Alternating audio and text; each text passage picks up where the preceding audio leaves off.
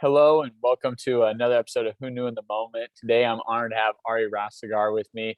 Ari is the founder of Rastegar Property Company. He's also called the Oracle of Austin, and he's got a fascinating story. So I'm super excited to highlight that with you. And as I've gotten to know his story, and we were actually just talking about it, one of the things that stood out to me most is what his focal point is. It's not just about being called the Oracle of Austin. That's just a byproduct of the good work he's done. It's not about how much money he can make. It's truly about his family and creating, family generational wealth and also just the future that his kids can have from what he's able to do. So, Ari, thanks so much for being on today, man. Hey, thanks for having me. I appreciate it very much. Absolutely. So, to start with, growing up, you are a son of immigrants. And so, talk a little bit about, just having parents that are first generation in the United States, and one, what that meant to you then, but two, what that means to you now.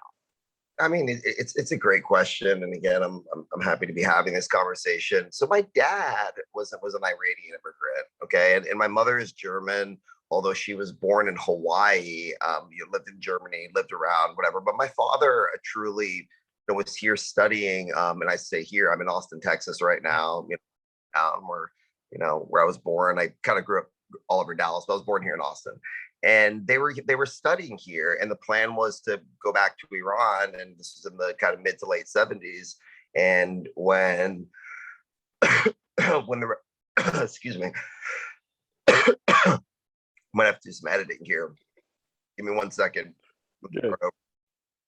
So it's a really interesting question because my father was here studying with his two brothers, my aunt, and during their time of in college, their plan was to finish their education, go back to Iran.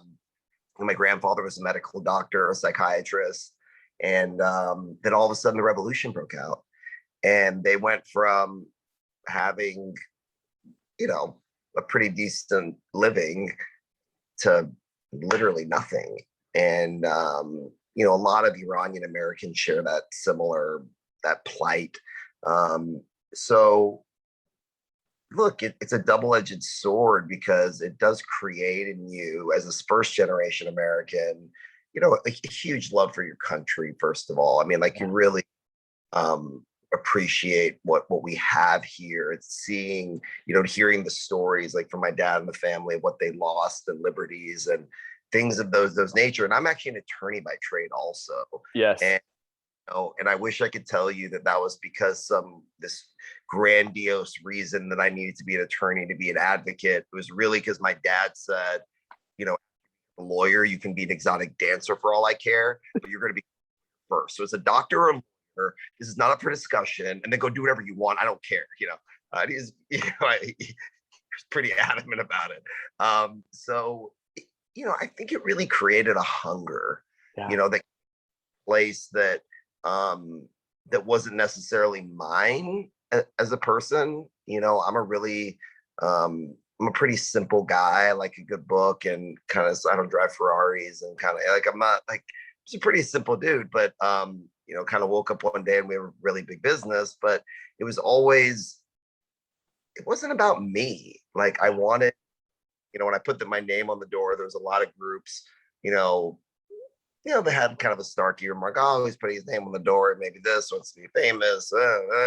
And for me, it was about my grandpa and my dad. Like, I wanted them to, and I wanted my kids. I have three, beautiful children. Like, I wanted them to have something to be proud of. And my grandpa would tell me, remember, that's not your name. That was my father's name.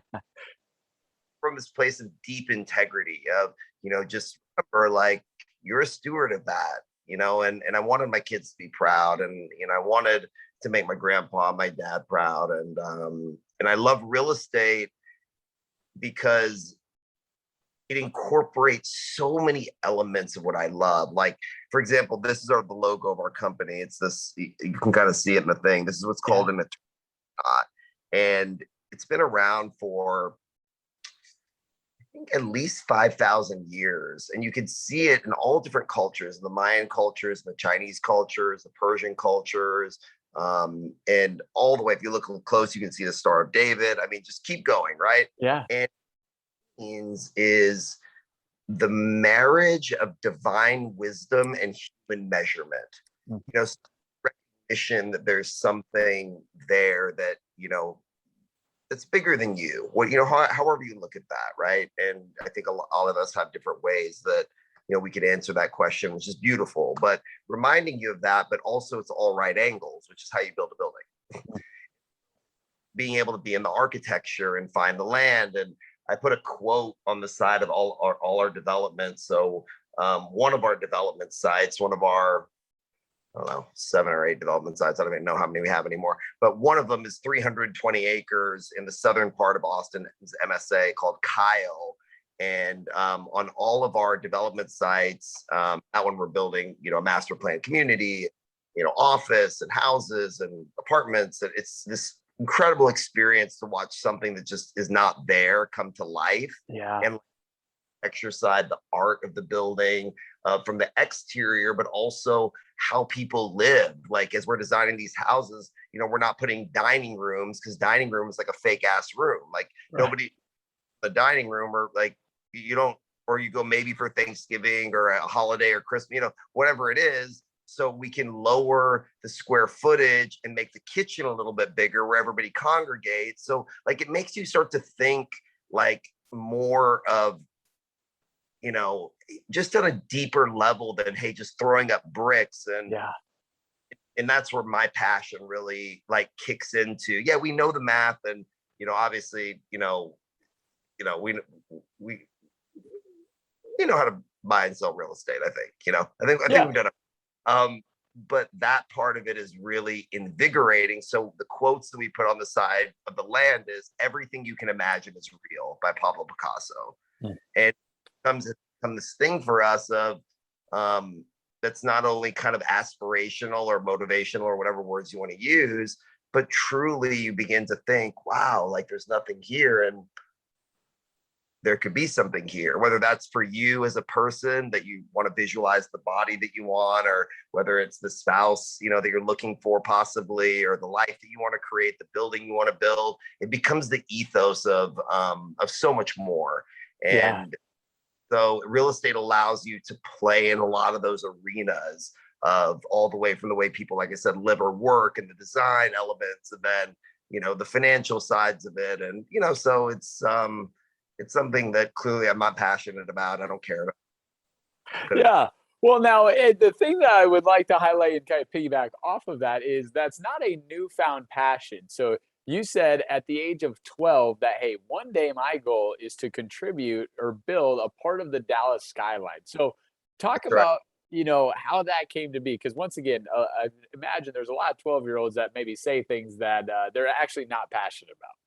Well, the truth of the matter is that was something that I learned from my dad and my grandpa. We would drive together through Dallas, for whatever reason, and look up at these beautiful buildings. And they both like real estate also. And my grandpa would talk about land. He's like, they're not making any more of it, and Yeah. I want like him. And he's like, no, you're not going to be a doctor. You're in America. It's like, you're going to be a businessman, and he would say, like, you need to buy all these buildings or build all these buildings. And so watching them and seeing that, not knowing much, kind of instilled that in me, where I was like, oh yeah, maybe maybe everything you can imagine is real. Maybe you could, for a kid that didn't really have too much. But Yeah. say that reluctantly, because I was fortunate to grow up in a really affluent part of Dallas, in Highland Park, actually. My father went to SMU Law School. We kind of lived in student housing, and the student housing areas around SMU University was in Highland Park School District. Mm. So I was able to have a world-class education. And then I kind of thought, maybe one day when I grow up, we can do it. And lo and behold, we have a site right there in uptown, downtown area, where we're going to change the skyline. So, Absolutely. I love it. The moments. Now, like you said, your dad was kind of instilling in you, hey, you're going to be a doctor, you're going to be a lawyer. And so you do some community college, you do Texas A&M, and community yeah, college, two community colleges. Sorry. delivering pizzas. I was Yes. such in high school, and it took me a while to get my bearings together, but I did end up graduating top of my class from A&M, and then going on to law school, as my father begrudgingly kind of made me. But your point, it took so long, to look back at those moments and realize that they were inflection points, right? These inflection, like you see something that's so seemingly trivial in the moment, and I'm guilty of it, certainly, of either living in the past or living in the future, and not taking that kind of Eckhart, kind of approach of Yeah. present, right? But those were definitely major inflection points. And actually, my book is coming out in December, called The Gift of Failure, and really that has so much to do with something that goes wrong. As an example, something wrong, you look at it, you're devastated, some soul crushing thing. And as an entrepreneur, we all know what that is. And every entrepreneur that's listening, or is whatever listen, would immediately be like, I've been there, right? But with introspection, and when you have a why, or you have something that's beyond you, or something you believe in, and there's something there beautiful, where life was happening for you, like it was equipping you. And I know that can sound a little cheesy or whatever, but I genuinely have experienced that in my life. And Steve Jobs said, used to say, he said, you have to believe in something, and you can't connect the dots going forward. You have to connect them going backwards. Yes. A long quote of, when he talked, but you know what I'm talking about. But but as you connect those dots, you realize, that road less traveled. Like, this literally took you in a different direction. Literally, it could be a huge event or some sort of health issue. It could be your family moved you to Florida, but you grew up in New York, or whatever. But you don't understand the profundity of what that is until later. Yeah. So in law school, let's talk about one of these monumental moments. So most people that go to law school say, I really don't have any money, so I got to just, kind of hoard every dollar. Ari says, well, I could do that, but I got scholarship money, and I've got a buddy's dad that might be willing to loan me a few $1,000s. So let's try and get into real estate. So talk about this moment. Yeah, that was, I don't know what I was thinking. So mind you, it's 2005, and it just seemed like whatever anybody was building or selling was just going. What happened in 2007, 2008, is, there was funny money kind of being pushed out into the world. But as I was driving back and forth to law school, there was this just kind of strip of houses that were kind of being developed in this community. And, this gentleman's name was on the side of it. His name is Mitch Dugan. We're still friends to this day. Was really the bigger developer in this little area that I lived in, north of San Antonio, or whatever. And I would just see nothing. And then I'd see like framing go up and then sold. And this just kept happening for months during my first year of law school. Finally, I just was like, well, I want to go see this guy. Like, maybe I can build a house. Like, maybe that's where you start. I wish I could tell you it was this aha moment of like analysis of the markets and, complex algorithm. I do all that now, by the way. Then, it was just, just kind of, I don't know, just following your gut, or as my cheesy coffee cup this morning, my follow your heart. And by the way, it was set by mistake. I ordered this stuff on a bunch of stuff on Amazon, and then this follow your heart ended up in my cup, and I kept it. His office, and he was very kind, like Texas, like kind of plan. And I told him what I want to do. And mind you, these homes were $80,000 interim construction loans. You were selling them for 110. So wasn't like I wasn't building Hudson Yards, in Manhattan. But it was a lot to me. And I said, look, the lots are around $4,000, $5,000. I was like, I have some scholarship money, and I can borrow a few $1,000. I'll buy the lot, I'll buy the land, like with your guidance, like in one of the areas you are. you build it, let's split the profits. And, you know, he kind of gives me this look of, are you okay? Like, and he was like, so what are you going to do? I was like, well, I'll be on the build side every day. He's like, hold on, you're in school. I'm like, yeah, law school.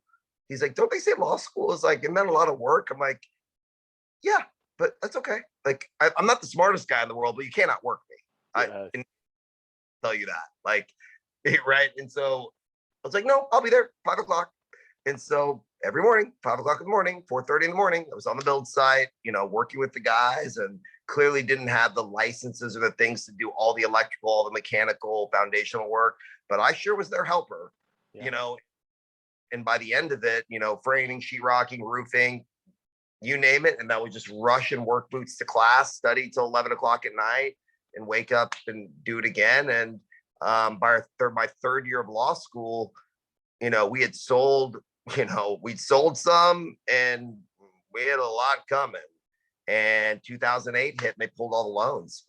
Yep. You know, and then, you know, obviously he had great credit, and he gave me my money back, and, you know, kind of, you know, took over the whole thing, and he had the liquidity and the ability to do it. And I was able to pay my investor back with interest.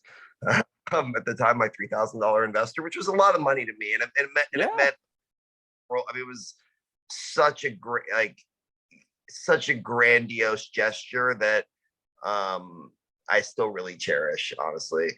And I went to New York City, and after that, I had the itch, and it was like, okay, this happened. I got kicked in the teeth. I thought I was going to make a few $1,000,000, and, you know, we didn't lose, but I'm going to go figure this out. And so I spent, you know, 6 or 7 years doing that, working with the greatest minds in the world. Lucky, my wrestling coach growing up, and I was a mediocre wrestler at best. But his cousin was the head of one of the biggest banks in the world, Yeah. and did conduit lending, and introduced me to him. We spent time together, moved me to New York, and I got to work with, like, literally the biggest names on earth in real estate out of New York, and started up about 6 years ago. And you know, now we've invested in 38 cities, 12 states, 7 asset classes.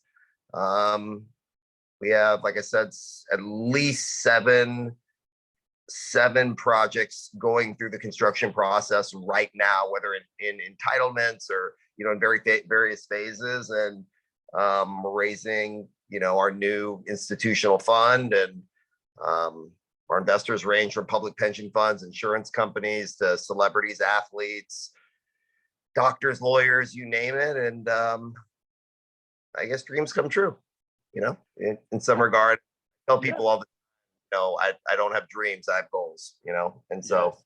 I write them down and get to work.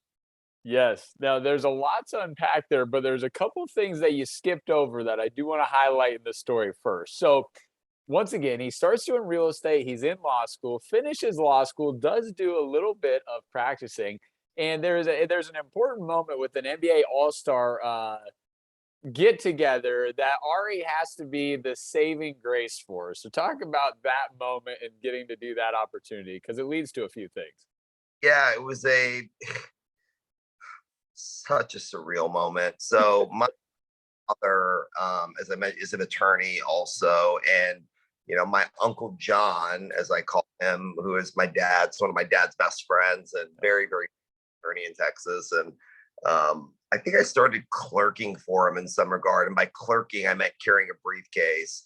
You know, I was like 13 or 14, and then I'd come back for like a month during the summers through college and work for him. And so, you know, in some regard, I probably sat in on, he was a criminal defense attorney, or is a criminal defense attorney.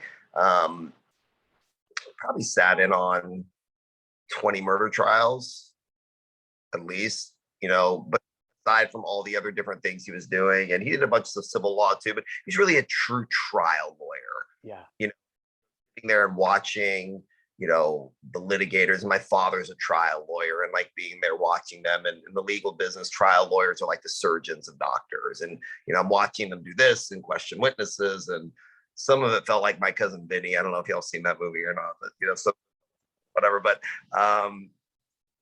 that year I had passed the bar and I was kind of in that transition for a few months, as you mentioned. And this is right before I moved to New York, and had that meeting with my coach that completely altered like completely took me in a different direction of living like in Dallas, not really knowing anybody, not really have left Texas too many times, literally, to living on Wall Street, having dinners and sitting next to people that are like, running $100 billion funds. I was like, I don't even know what that means. Like, right. Yeah.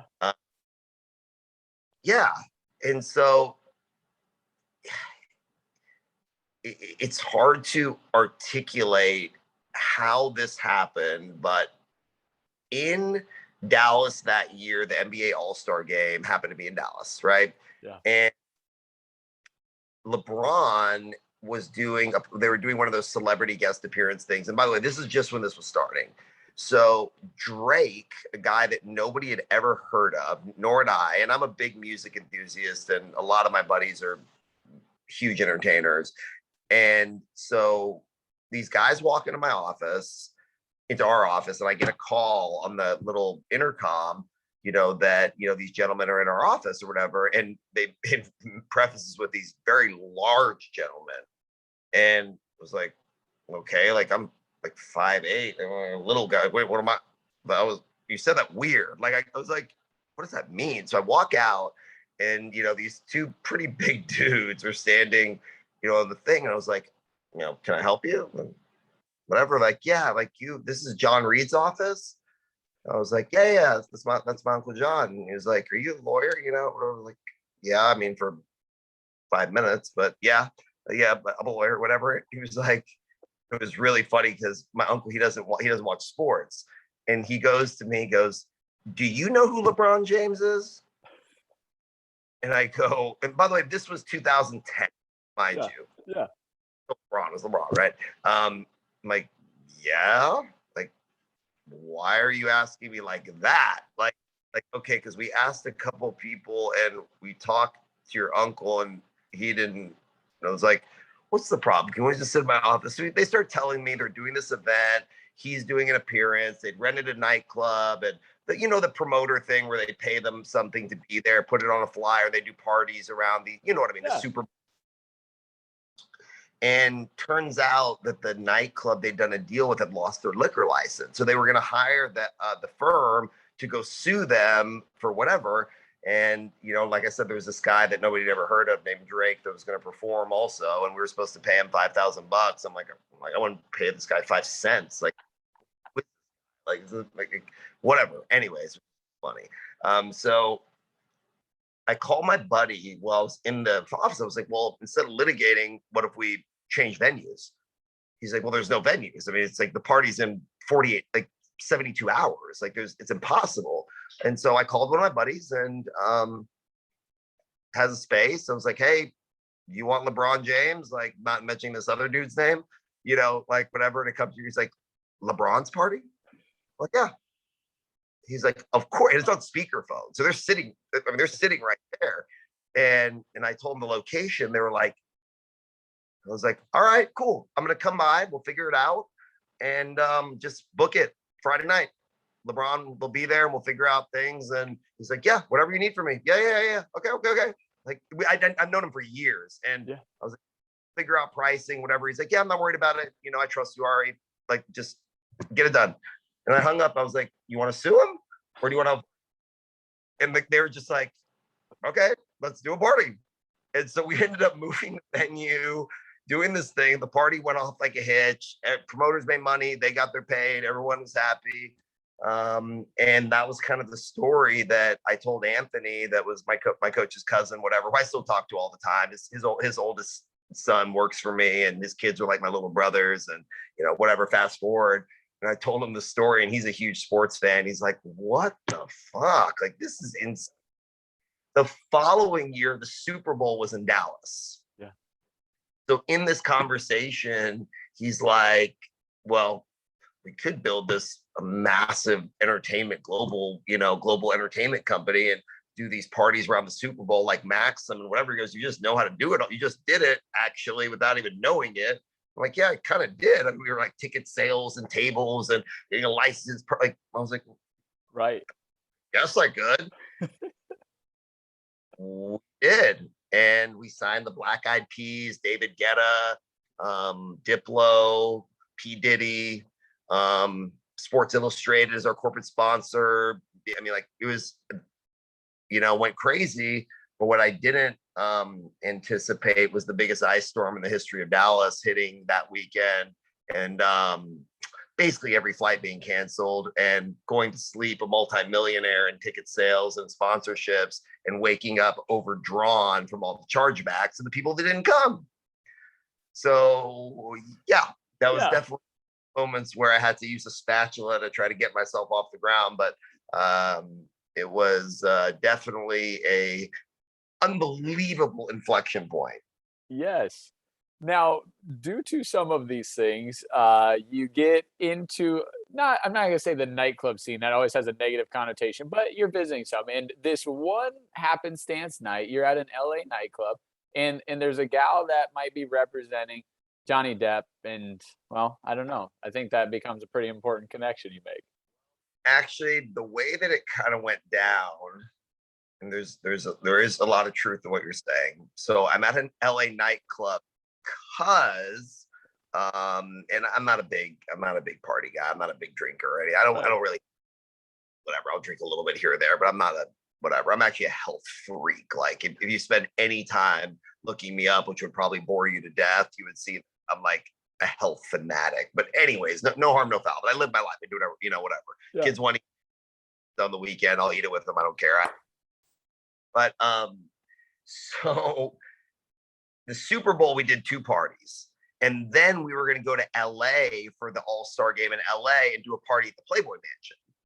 Okay. So we get Dallas, even though we have the best venues. The parties actually were insane because it was a fourth of the crowd showed up. So it went bananas from a party standpoint, but monetarily it was a disaster. So I get to LA and we're about to have this iconic party at the Playboy Mansion. Hef is alive. We signed Snoop Dogg and Fabulous. It was Nate Dogg's last show. God rest his soul. We heard it was last show before he passed away. MySpace was live streaming it, and back then that was like the coolest thing in the world. And I'm sitting at our place on Venice Beach, and my team had come down with me, and it was 2 of my childhood friends, and that was part of my deal with Anthony when he came up. I said, look, I'll do this, but I want my two of my closest friends, one since we've been friends since we were 10 years old, to come with me to New York and help me do this shit because I have no idea what the fuck I'm doing. So at least I'll have my brothers with me, and we'll figure some shit out. We literally slept at work. I mean, 23 hours and 52 minutes a day for a year. It was insane.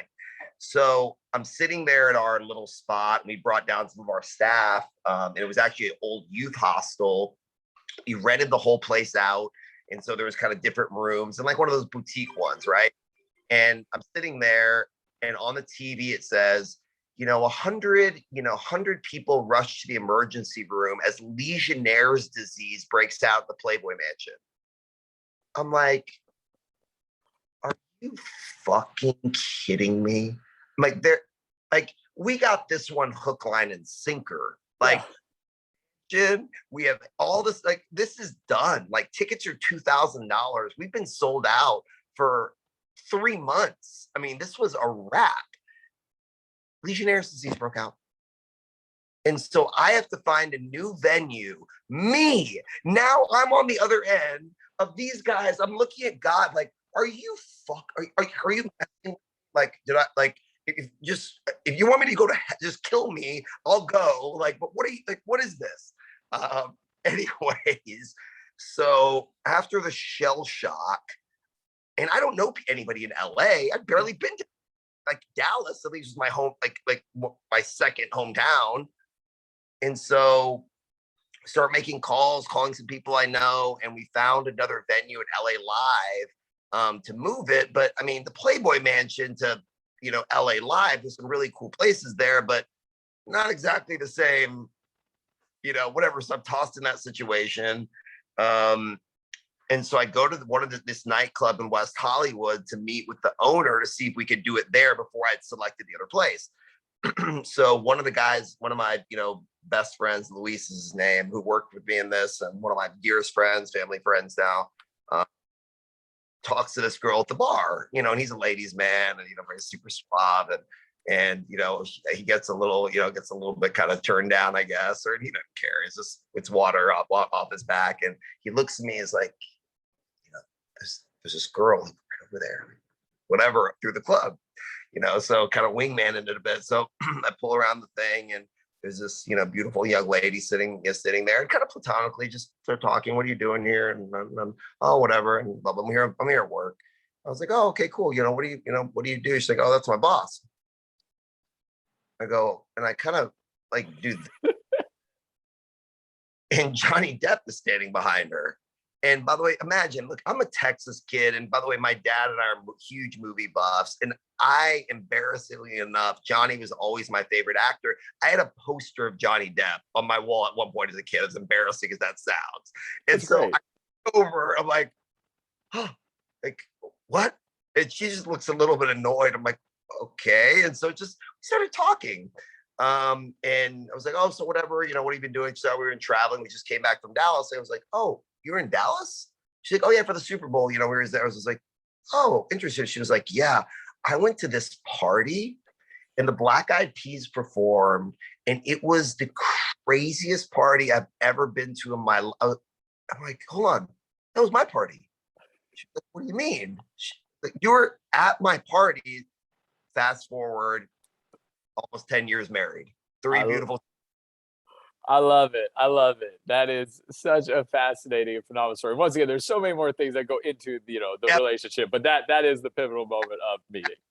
At the events, at the thing, you never know, which way it's going to turn. And Kelly has said many times, she was like, in a jokey way, she's like, thank God those parties didn't work. She's like, you'd have party promoter for the rest of your life, which is nothing wrong with, but I'm an attorney, and she knew what I wanted to do with my life. She's like, you'd have been stuck if you made money, like, and been good at it.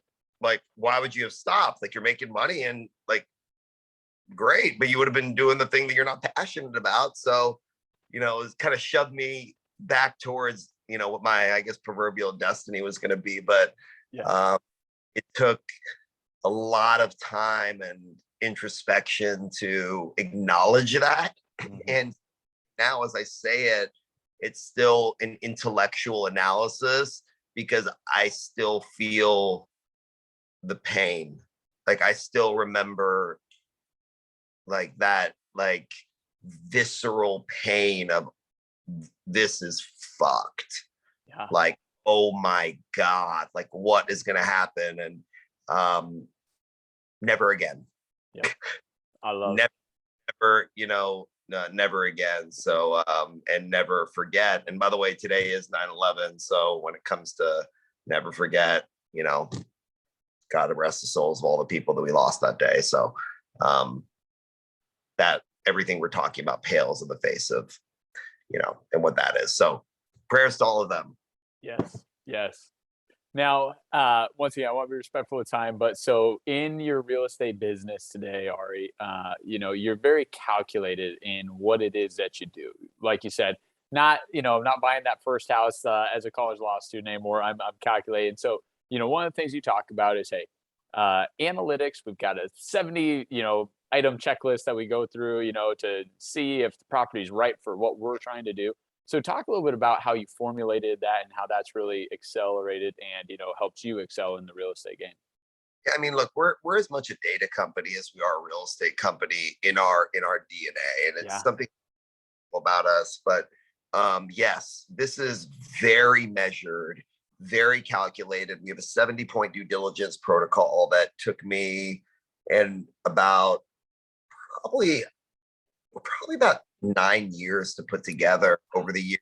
And that's from drawing on watching the people I was around in New York and seeing the way they looked at things, and some traditional methods. So it's not just random things that I made up. Like, it's just, it's our process. And one of them was a joke that turned into reality that we call the $5 Uber ride. So as we go in this post-COVID world, people want to have access to amenity back to the way we live and we work, which I'm very passionate about understanding and help creating that, which we're calling futuristic suburbanism. Yeah. And so if you can be at the restaurant or the bar or the, live venue within a $5 Uber ride, probably a good spot. Yep. Or one of the checklists, like one of the things that we look at to be, not, maybe if we're not looking for the inner core, because we like to be on the perimeters mostly, other than the project in Dallas, which is Main, like 1899 McKinney, I would argue is the best location in the city of Dallas. Hands down, no question, whatever. But the vast majority of our business is looking at the inner core, looking where the market is, going out a little bit further, and skating to where the puck is going, proverbially, as Gretzky says. Yeah.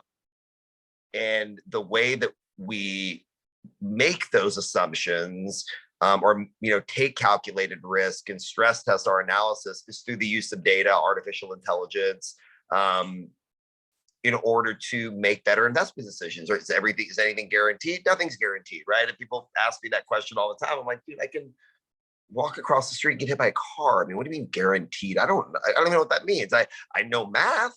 Yeah. I know all these different scenarios and look for downside, but I'm managing risk for a living. Like I'm just managing risk, and I'm a really conservative guy. So I want to take as little risk as possible to generate whatever return we can. But I'm not swinging for the fences. Like, yep. Great work for our investors, make them a healthy return, maybe we'll have a couple shekels left over for us as well, but having a very customer centric obsession of just understanding, how can we add value? Like, how can we create value? When I buy an old apartment complex, which we have, I don't know, maybe 13 or 14 buildings just in Austin. We gut renovate them. We take them down to the studs. New mechanical, new electrical, new roofing. Like, it's not just a simple paint job or a little, changing the knobs on a cabinet or something. It is a true, when it's done, it's a Class A experience. So we can charge a little bit more rent than it had, but less than new construction. Yep. Find this little median where your customer is getting a Class A experience with the $5 Uber ride instead of the premium of being in downtown, with the same interior that we have. And right, so it's finding ways, but using clean data to help us make those decisions. Yes, that's great.